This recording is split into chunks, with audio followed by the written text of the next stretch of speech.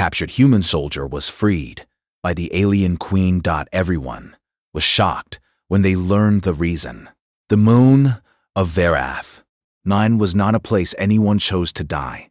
It was a cold gray rock hanging at the edge of Volturi space, covered in ash fields and broken stone, where the wind cut like a blade and the sky was always the color of old iron. No trees, no water, no mercy. But wars do not care about scenery. Wars go where they are sent. Sergeant Kale Voss had been fighting on Thereas, 9 for 11 days straight. His boots were worn through at the left heel. His armor had 3 separate cracks running across the chest plate from close-range impacts. He had slept a total of maybe 14 hours across those 11 days, surviving on field rations that tasted like cardboard soaked in salt water. His unit, 7 soldiers when they arrived, now down to 4, had been pushing deeper and deeper behind enemy lines on orders from Coalition High Command. The mission was simple on paper, recon only. Locate the Velthari forward command post. Mark its coordinates. Pull back. Cavell had done enough missions to know that simple on paper meant almost nothing in practice. His unit moved through the ash fields in tight formation, communicating through short radio bursts, keeping low behind the jagged rock formations that jutted from the ground like broken teeth. Private Senna was on his left, sharp-eyed and quick. Corporal Ryath was on his right, the unit's tech specialist, carrying the signal marking equipment they needed to complete the mission. Behind them were Private Doss and Private Uni, covering the rear. They had found the command post. It was buried inside a natural rock formation, hidden under layers of Velthari camouflage technology that made it nearly invisible to standard scanners. Ryath had marked it. The mission was technically complete. All they had to do was get back. That was when everything fell apart. The ambush came from 3 directions at once. Velthari soldiers, dressed in their dark segmented armor that reflected almost no light, rose from positions in the ash field that no one had seen because there was simply nothing to see. The Velthari were not just good soldiers, they were exceptional ones. Patient, disciplined, and brutal when the moment came. The first shot took Yune off his feet. Not dead, wounded badly in the leg, armor shattered from the knee down, unable to move on his own. Contact left. Contact right. Go. Go. Pull back. Kale was already moving, already firing, his rifle snapping in short controlled bursts as he tried to buy space and time. Senna grabbed Yoon by the collar and started dragging him. Wraith laid down covering fire. They moved fast, zigzagging through the rock formations, every second feeling like 10. They made it 200 meters before Wraith took a hit to the shoulder and stumbled. Kale caught him before he hit the ground, passed him off to Senna, turned around, and laid down covering fire with both hands on the rifle, pressing the enemy back just long enough for his team to break contact. The Velthari pursuit slowed. The rocky terrain was working in their favor for now. Kale turned to run and saw that the rest of his team had reached the ridge, the point where their extraction route began. Senna looked back at him and gave the signal. Go. They were going to make it. Then Kale heard a sound behind him. He turned. Yune had dropped his sidearm during the drag. It was lying in the ash 12 meters back, halfway between Kale and the advancing Velthari soldiers. Yoon was trying to crawl back for it on his one working leg, teeth clenched, completely exposed. Every trained instinct Kale had said leave the weapon, grab the man, keep running. A sidearm was replaceable, but Yune was not moving toward the weapon. He was moving toward the small data chip attached to it, the one carrying the secondary mission recordings, the backup copy of all the intelligence they had gathered. Without that chip, the entire mission record could be challenged. Months of coalition strategy depended on verified data. Kale did not think about it. He ran back. He reached Yune in 4 seconds. He grabbed the weapon, grabbed the man, got them both upright, and turned around, and found himself facing 30 Velthari soldiers standing in a perfect arc around him, weapons raised. There was no running. There was nowhere to go. The rock formations behind him had been quietly flanked while he was focused on Yune. He had walked straight into a closing trap, Without realizing it, Kale stood still. He held Yoon steady with one arm. With his free hand, very slowly, he set his rifle down on the ground. He did not raise his hands in surrender.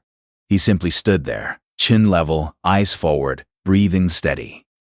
A soldier who had made a choice and was not afraid of it. The Velthari commander stepped forward and looked at him for a long moment with those pale, unreadable eyes that all Velthari had. Then he said something in his own language to the soldiers around him. Kale did not speak Velthari, but he understood the result. Yoon was lifted onto a transport and sent back toward the coalition line under a temporary ceasefire signal. Enemy wounded, released as a matter of protocol.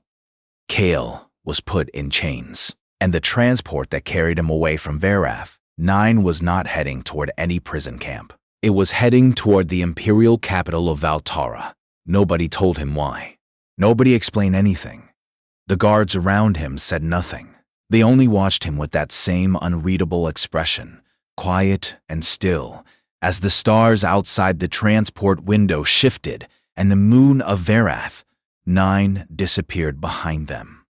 Kale sat in his chains, back straight, and waited. Whatever was coming, he would face it the same way he faced everything else, standing up. The imperial capital of Valtara was the most beautiful place Kale Voss had ever seen in his life. He hated that about it. The transport descended through layers of cloud and entered the atmosphere of a world that looked nothing like anything in human space. The cities were not built from steel and concrete. They grew, or at least they appeared to grow, from the planet itself. Towers of pale crystalline stone rising hundreds of meters into the sky, connected by arching bridges so thin they looked like threads of glass. The entire planet seemed to glow faintly from within, as if the ground itself was alive and breathing.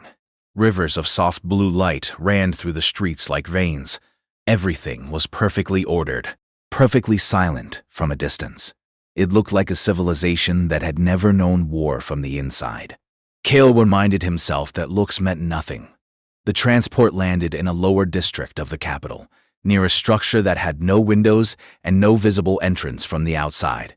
A detention complex built directly into the bedrock beneath the imperial palace. Kale was brought out in restraints, walked through a series of heavy sealed doors, processed by guards who worked in complete silence, and placed in a cell that was clean, cold, and empty, except for a hard bench along one wall. He sat down. He breathed. He assessed. The cell was solid. No visible weaknesses in the walls. The door sealed magnetically. There were 2 guards outside. He had counted their footstep patterns in the first 10 minutes. They rotated every 2 hours. Food arrived once. It was unidentifiable, but edible. He ate it without complaint. Outside the cell, he could hear conversations in Velthari. Low, sharp exchanges between officials that he could not translate. But he could hear the tone. Something was being argued about, something involving him. The voices rose and fell across hours, and the disagreement did not seem to be resolving itself quickly. On the second day, the arguments outside grew louder. On the third day, they stopped entirely. On the 4th morning, the door to his cell opened, and 4 royal guards walked in. These were not regular soldiers. Their armor was different, darker, smoother, marked with the imperial crest of the Velthari throne. They carried themselves with the quiet certainty of people who had never once in their careers been questioned. One of them spoke a single short sentence in Velthari. Kale did not understand the words, but the guard then did something unexpected. He reached down and removed Kale's restraints, both wrists. Without any explanation, Kale stood up slowly. He looked at his freed hands. He looked at the guards. None of them had raised their weapons. They were simply waiting. He followed them. The path from the detention complex to the throne room took nearly 15 minutes of walking through corridors that grew steadily more elaborate as they ascended. Plain stone giving way to carved walls giving way to open galleries filled with soft light. And finally, a set of enormous double doors made from a dark material that absorbed light rather than reflecting it. The doors opened. The throne room of the Velthari Empire was a cathedral of living stone. The ceiling was so high it was lost in shadow. Along the walls, enormous columns were covered in bioluminescent growth, something between moss and crystal that pulsed with slow, quiet light in shades of blue and green. The floor was a single continuous piece of polished black stone, so smooth it reflected everything above it like still water. At the far end, on a throne that looked less like furniture and more like a natural formation of rock that had simply decided to become a seat, sat Queen Sereth. She was not what Kale had expected. He had expected someone distant and theatrical, a ruler performing power for an audience.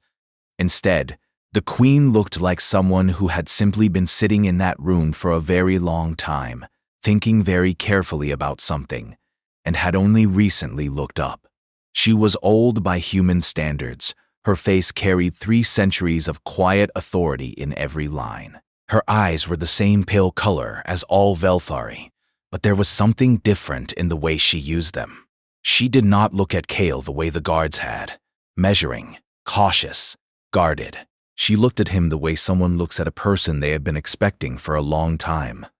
At a gesture from her hand, every person in the throne room filed out in complete silence. Generals, advisors, attendants. Every single one of them left without a word, though several exchanged glances that carried the full weight of their confusion and concern. The doors closed. It was just the 2 of them. Kale stood in the center of that enormous room and said nothing. He kept his posture straight, his breathing even, his expression neutral. Whatever this was, he would not show uncertainty. He was a soldier, and soldiers did not flinch in front of the unknown. The queen studied him for a long moment.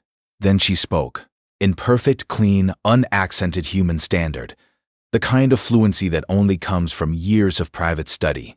She said, "You will be released, Sergeant Voss.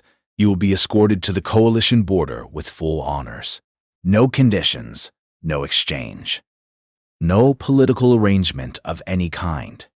Kale did not move. He had prepared himself for threats, for interrogation, for the kind of cold political theater that powerful people performed when they wanted to remind you how small you were. He had not prepared for this. He kept his voice level. Why? It was not really a question. It was a demand for truth, delivered as quietly and directly as he could manage. The queen reached into the folds of her robe and removed a small device, compact, rectangular, human-made, old technology, the kind of thing that had not been manufactured in decades. A holographic locket, the type that old colonial survey crews used to carry personal recordings in the field. She held it out toward him. He crossed the room and took it. When he pressed the activation point, a small holographic image appeared above the device. Grainy, old, the resolution poor by modern standards, but clear enough. It showed a rocky, barren landscape on some unnamed planet, collapsed stone structures in the background, dust in the air. And in the center of the image, a young Velthari female, thin, injured, half buried under debris, being carefully, patiently pulled free by a pair of human hands. The human attached to those hands was barely more than a teenager, lean and sunburned, wearing a worn jacket with a faded patch on the shoulder, a Terran colonial survey patch. The young human looked up at the recording device at one point, probably not even aware it was running, and for just a moment, his face was fully visible. Kale's chest went very still. He recognized that face. Older versions of it had looked back at him from framed photographs on a shelf in a quiet house, in a quiet town, for the first 12 years of his life. The queen's voice was calm, and even when she spoke again, "He never knew my name. I never knew his. He kept me alive for 6 days in a survival shelter with nothing but basic field equipment and complete refusal to give up. When the rescue team arrived, he simply nodded, picked up his survey kit, and walked back to his work. He did not wait for thanks. He did not ask for anything."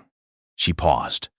"I have spent 80 years trying to find the right way to repay a debt my entire empire does not even know I carry." Kyle stood very still, holding the locket, looking at the young face of a man he had loved and lost and never fully known. The queen folded her hands in her lap and waited. Outside the throne room, somewhere deep in the palace, Kale could hear the faint sound of generals arguing in raised voices. In here, there was only silence, and the soft pulse of bioluminescent light, and a truth so simple and so enormous that he had no words for it yet. He closed the locket carefully, and for the first time since his capture, Sergeant Kale Voss had absolutely no idea what to say. The walk back from the throne room felt completely different from the walk in.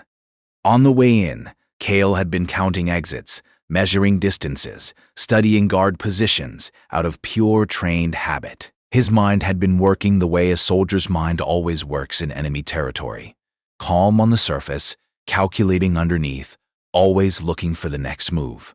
On the way out, he could not think about any of that. He walked through those long corridors in silence, surrounded by the royal escort, holding the small holographic locket in his closed fist, and his mind was somewhere else entirely.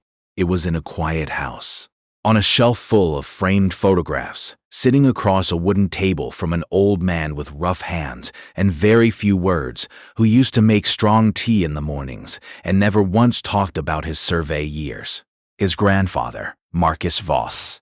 Kale had assumed, the way grandchildren always assume, that the old man's silence about his past was simply the silence of someone who had lived a long and ordinary life with nothing dramatic worth mentioning. Survey work in the early colonial expansion era was not glamorous. It was long, lonely, and mostly uneventful. You mapped rocks. You tested soil. You filed reports that nobody read for years, except apparently, somewhere between the rocks and the reports, Marcus Voss had pulled a young Velthari female out of a collapsed structure on an unnamed planet, kept her alive for 6 days, and then quietly walked away without ever learning that she would one day become the sovereign ruler of an entire interstellar empire. The escort delivered Kale to a private chamber near the palace's outer district and left him there with a change of clothes, a proper meal, and the information that a transport would be ready in the morning to take him to the coalition border. He sat on the edge of the bed and turned the locket over in his hands for a long time. Then he set it down carefully, lay back, stared at the ceiling, and tried to sleep. He did not sleep at all. The reaction across the Velthari Empire was fast and furious. By the time morning arrived, the news of the Queen's decision had spread through the palace and out into the broader imperial network, the way fire spreads across dry ground, fast, unstoppable, and leaving heat in every place it touched. The Imperial War Council had already convened twice through the night. Senior generals were issuing formal statements of concern. Lower officials, afraid to criticize the Queen directly, were questioning the process instead, suggesting that proper protocol had not been followed, that the decision had been made without adequate consultation, that an enemy soldier being released from the Imperial Detention Complex with full honors was without any historical precedent. They were right about the last part. It absolutely was without precedent. General Harath, the commander of Velthari forces on the Verath 9 front, was the loudest voice against the decision. He was a tall, hard-faced soldier who had spent 40 years fighting for the Empire and had very little patience for anything he considered weakness. He did not use that word publicly. Publicly, he called it a strategic error. Privately, in the closed sessions of the War Council, he used much sharper language. "We captured a coalition recon soldier behind our own lines," he said, standing before the council with both hands flat on the table. He had marked the position of our forward command post. He was carrying mission intelligence, and we are simply returning him with honors because of something that happened 80 years ago on a planet that is not even in contested space. The council chamber was quiet. "Who benefits from this?" Harith continued. "Not the Empire. The Empire looks weak. The Empire looks sentimental. And the coalition will see exactly that and use it." Several heads around the table nodded slowly. Nobody spoke in the Queen's defense. Not because they disagreed with her, but because defending a decision that nobody fully understood yet was a risk that career-minded officials were not willing to take. The Queen did not attend that council session. She did not need to. She had already made her decision, and she had made it with the full authority of the throne behind her. The council could argue. They could file formal objections. They could write lengthy documents full of strategic concerns. None of it would change anything. Kale crossed back into Coalition space at a border checkpoint called Station Verith Prime, a mid-sized installation that processed military traffic between the two territories under the terms of the existing ceasefire agreement. He arrived on a Velthari transport flying a diplomatic flag, escorted by 2 Royal Guard vessels that peeled away exactly at the borderline and returned to Imperial space without a single communication. The Coalition officers at the checkpoint stood on the receiving dock and watched the whole thing happen, with expressions that moved steadily from confusion to disbelief to something close to alarm. Kale walked off the transport, nodded at the nearest officer, and said simply, "I need a debrief room, right now." The debrief lasted 4 hours. Kale told them everything. The cell, the escort, the throne room, the Queen speaking perfect human standard, the holographic locket, the recording, the face of his grandfather as a young man, the Queen's explanation of why she had kept a debt of gratitude silent for 80 years. When he finished, the room was completely silent for a long moment. Then the senior intelligence officer across the table leaned forward and said, in a very careful and measured voice, "Sergeant Voss, are you telling us that the Velthari Queen released you because a human saved her life 8 decades ago?" "Yes," Kale said. "And you believe her?" Kale did not hesitate. Yes. Another silence. Then the argument started. They went on for 2 full days. The intelligence division believed it was a psychological operation, a carefully constructed story designed to make the Coalition lower its guard before some larger Velthari offensive. The diplomatic corps thought it might be genuine, but was probably being used as political cover for a ceasefire proposal that the Velthari were not yet ready to make openly. The military commanders were the most straightforward. They thought it did not matter why the soldier had been released. What mattered was what came next. Only one person in that entire building believed Kale completely and without reservation. That person was Kale himself, because he had looked into the Queen's eyes in that throne room and seen something that no psychological operation could manufacture and no political strategy could fake. He had seen an old person carrying a very old weight, and finally, after a very long time, setting it down. He knew what that looked like. He had seen it once before, in the last year of his grandfather's life, when Marcus Voss sat across that wooden table with his rough hands wrapped around a cup of tea and stared out the window at nothing for a long time, the way people do when they are thinking about something they never said out loud. Kale had been 12 years old and had not understood it then. He understood it now. On the 3rd day after his return, Kale sat alone in a small records room in the Coalition Intelligence Building and searched through 80 years of colonial survey archives. The files were dusty in a digital sense, poorly indexed, incompletely transferred, full of gaps and missing data from the early expansion era when record-keeping was not a priority. It took him 6 hours, but he found it. 1 survey crew, 1 unnamed planet in what was now Velthari border space. 1 incident report filed by a junior surveyor dated 81 years ago, describing a geological collapse event and a subsequent rescue of an unidentified alien female of unknown origin. The report was 3 paragraphs long. It was written in the plain, practical language of someone who considered the event routine. A problem encountered, a problem solved, back to work. At the bottom of the report was a name: Marcus J. Voss, Colonial Survey Division, Junior Field Surveyor, age 19. Kale read the name 3 times. Then he sat back in his chair, looked up at the ceiling, and let out a long and very quiet breath. His grandfather had been 19 years old. 19. Alone on a survey posting on an unnamed rock at the edge of explored space, with basic field equipment and no backup and no way of knowing that the injured alien stranger he was digging out of the rubble was going to carry that moment for the rest of her 300-year life. He had just done what needed doing, the way Marcus Voss always did, the way Kale himself had gone back for Yoon on the ash fields of Varath. 9 without stopping to calculate the risk. He closed the archive file slowly.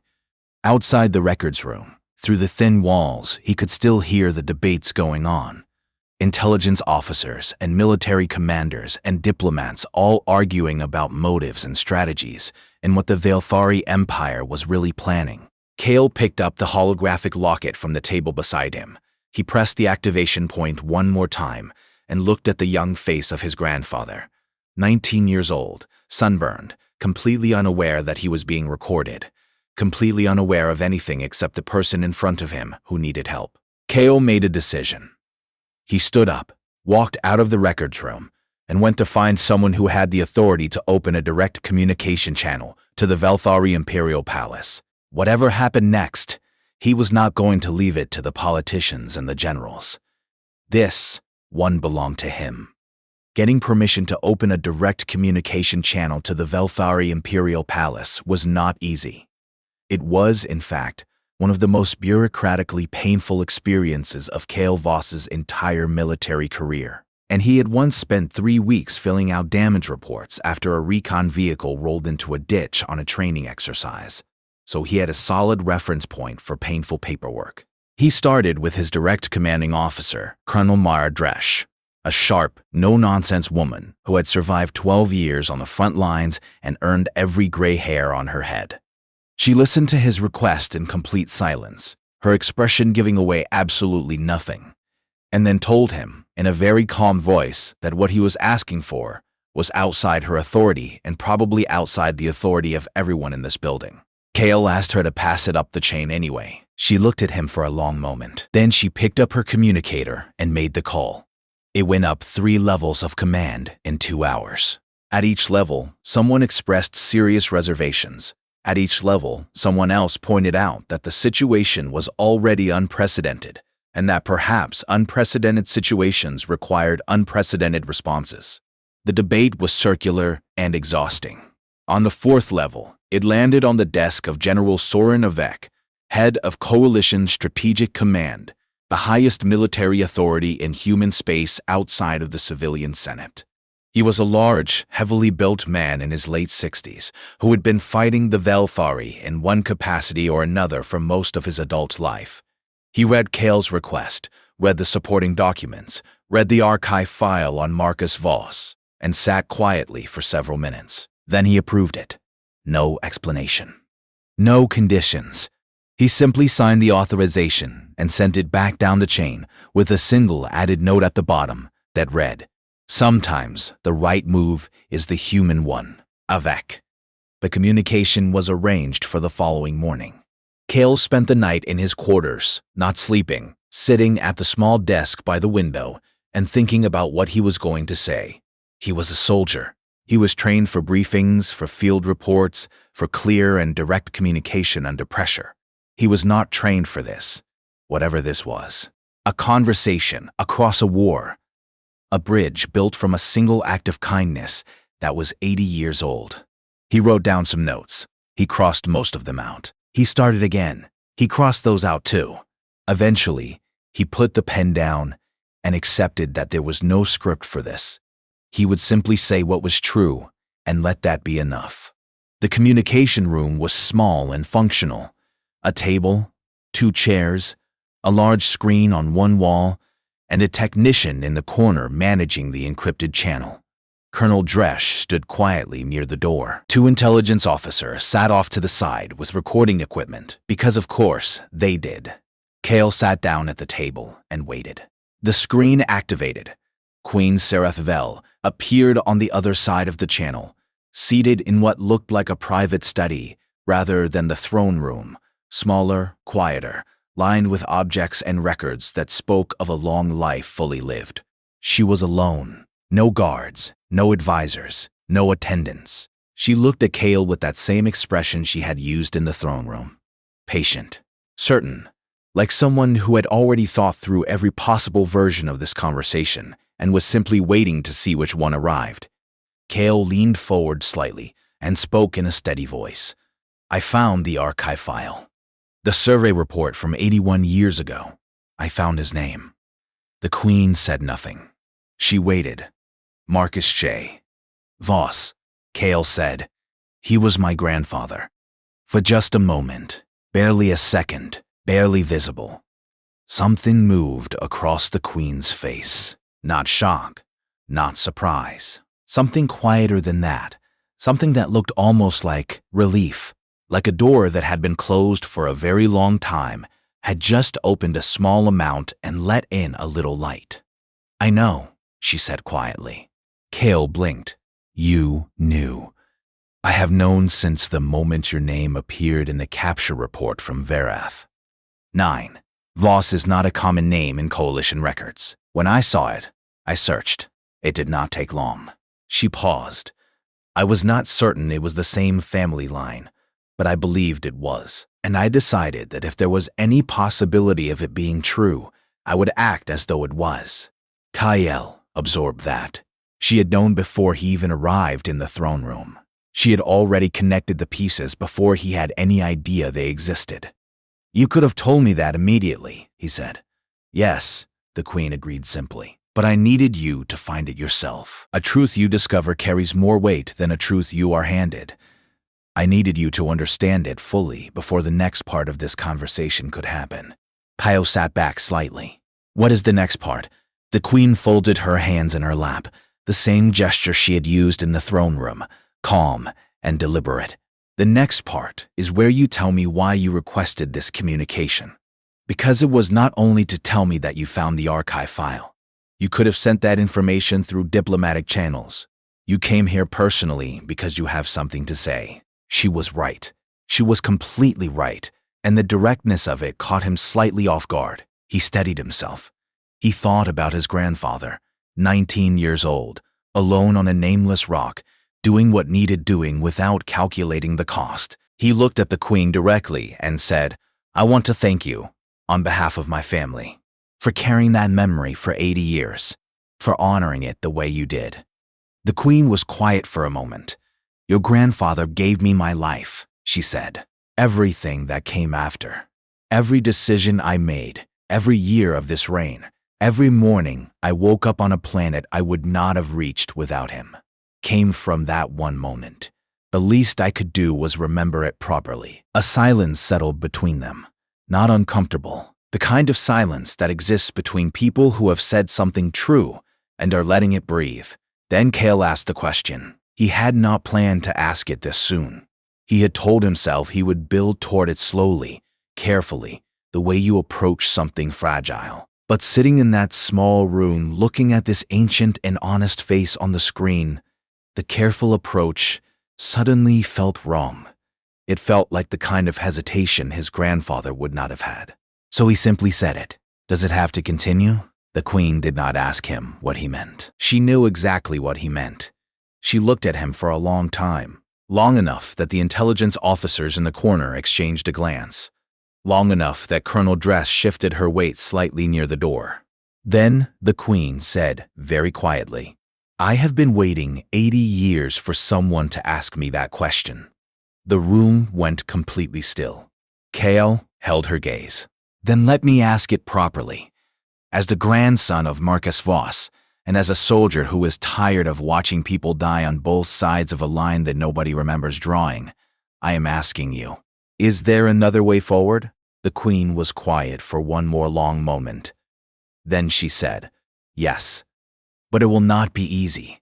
There are people on my side who will resist it with everything they have, and I suspect the same is true on yours." "Yes," Kale said simply.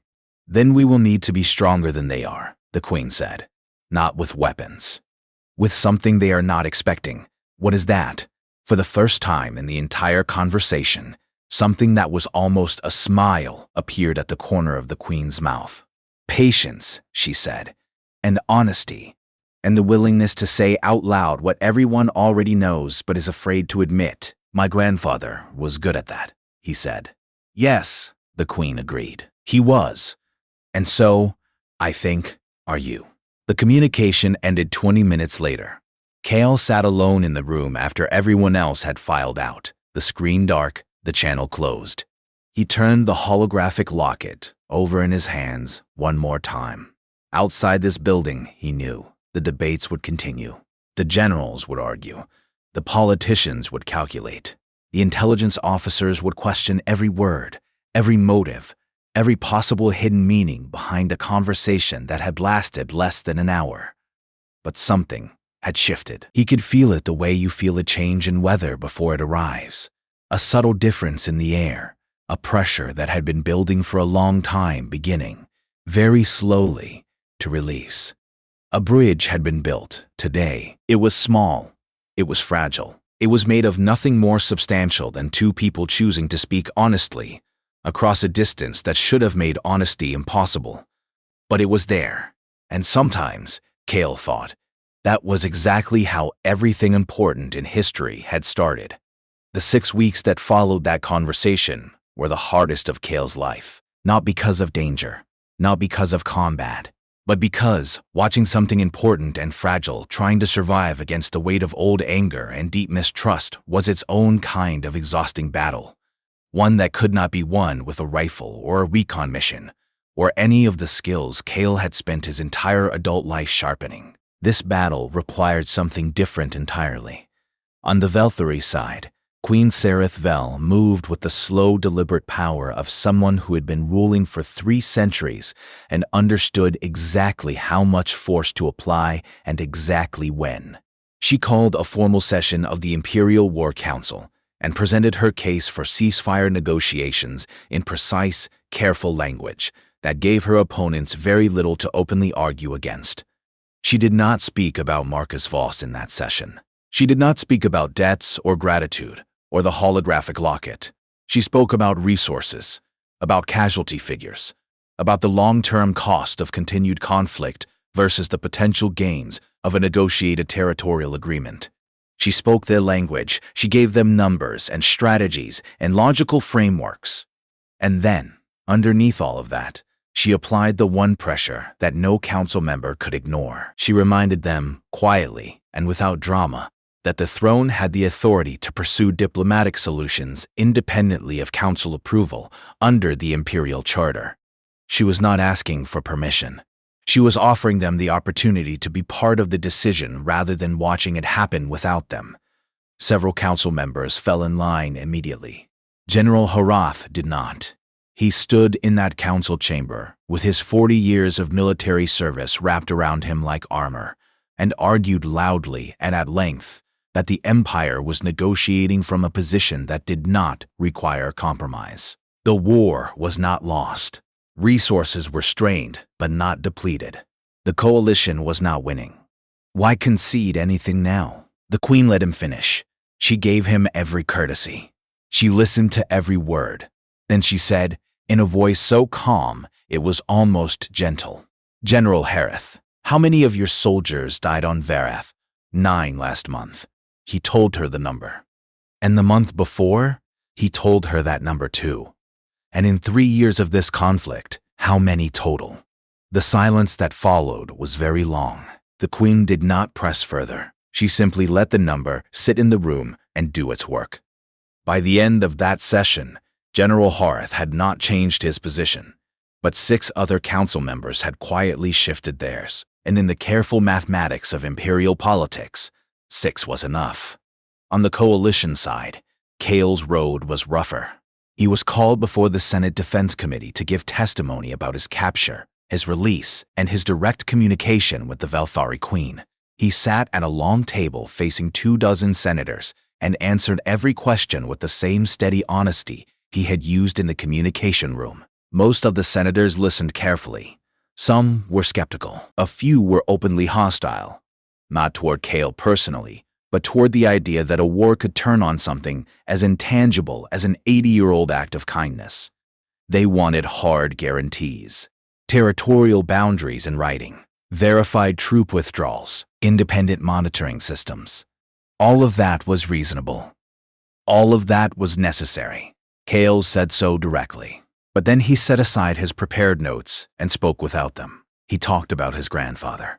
Not about the survey report, or the archive file, or the historical significance of the event. He talked about the man himself, the rough hands and the strong tea and the long silences at the kitchen table. The way Marcus Voss had moved through the world, quietly, practically, without drama, always doing what needed doing and never waiting for recognition. He talked about going back for Yoon on the ash fields of Verath, about setting his rifle down in front of 30 enemy soldiers and standing there with his chin level because the alternative was leaving someone behind, and that was simply not something he was able to do. That is not strategy, Kale told the committee. That is not calculation. That is just what humans do when everything else falls away and only the basic choice remains. We help. We stay. We refuse to leave people in the dark alone. He paused. My grandfather did that on a nameless rock 81 years ago for a stranger whose name he never knew. And that stranger remembered it for 81 years and carried it across a war and used it to build the only bridge we have ever had to the other side of this conflict. The chamber was very quiet. I am not asking this committee to trust the Valfari Empire, Kale continued. I am asking you to trust the process. Come to the table. Bring your guarantees and your boundary lines and your monitoring systems. Bring everything. Become. Senator Priya Olm, the oldest member of the committee, a woman who had been in the Senate since before the war started, leaned forward and asked him one question. Do you believe the Queen is acting in good faith, Sergeant Voss?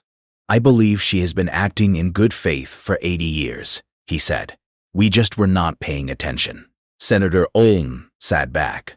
She looked at her colleagues on either side of her. Then she picked up her authorization stylus and signed the proposal for opening formal ceasefire negotiations. One by one, the others followed. The ceasefire was signed on a neutral station called Midpoint Halcyon, exactly 6 weeks and 3 days after Kale's communication with the Queen. It was not a peace treaty. Everyone was careful to say that clearly and repeatedly. It was a ceasefire. A stopping of active hostilities while the longer, harder work of building an actual agreement began. That work would take years. There would be difficult sessions and broken proposals and moments when everything seemed on the edge of falling apart entirely. But the shooting stopped, on both sides, across every active front. On the day the ceasefire was signed, Kale stood on the observation deck of Midpoint, Halcyon, and looked out at the stars. Somewhere out there was Verath 9, the gray moon where he had gone back for a wounded soldier and ended up in chains on a transport heading somewhere he never expected to go. Somewhere out there was Velthara, glowing softly in the dark. And somewhere much further back, visible only in old archive files and faded photographs, was an unnamed planet where a 19-year-old surveyor had made an ordinary choice that turned out to be anything but ordinary. Colonel Dresch appeared beside him on the observation deck and stood quietly for a moment before speaking. How does it feel? She asked. Kale thought about it honestly. Strange, he said, like something very large just moved very quietly. Dresch nodded. Your grandfather would have had something to say about all this, I imagine. Probably not, Kale said. He was not a man who said much. He would have made tea. He would have looked out the window for a while, and then he would have gone back to whatever needed doing next. Sounds about right. At the formal signing ceremony, attended by delegates from both civilizations, Queen Sarathvel crossed the room toward Kale after the official proceedings had ended. The room was full of people. Generals, senators, diplomats, advisors, and every single one of them watched the Queen move through the crowd toward a single coalition soldier standing near the wall. She stopped in front of him and held out the holographic locket. It belongs with your family, she said. The debt is paid, but the memory should stay where it began. Kahl took the locket carefully. He held it for a moment. Then he looked up at her and said, he would have been embarrassed by all of this. He would have said he was just doing what anyone would do. The Queen's expression was warm and certain. Yes, that is exactly what made it extraordinary. Paul inclined her head, a gesture of respect so formal in Valfari culture that several imperial advisors nearby straightened instinctively, and then turned and walked back through the crowd. He pressed the activation point one last time. The small holographic image appeared, grainy and old and full of dust and broken stone, and a young man who had no idea what he was starting. Cale looked at his grandfather's face for a long moment. Then he closed the locket, put it in his chest pocket, close to where it needed to be, and turned back toward the stars. The work ahead was long. The road was uncertain. Nothing was guaranteed, and nothing was simple, and anyone who told you otherwise was not paying attention. But the shooting had stopped. And it had stopped because one person, 81 years ago, on a nameless rock at the edge of explored space, had chosen to help a stranger and then walked away without asking for anything in return. No monument, no record, no reward. Just a quiet man with rough hands and a survey kit, and the simple, stubborn, completely human refusal to leave someone alone in the dark. That was all it had taken. That was everything it had taken. End of story.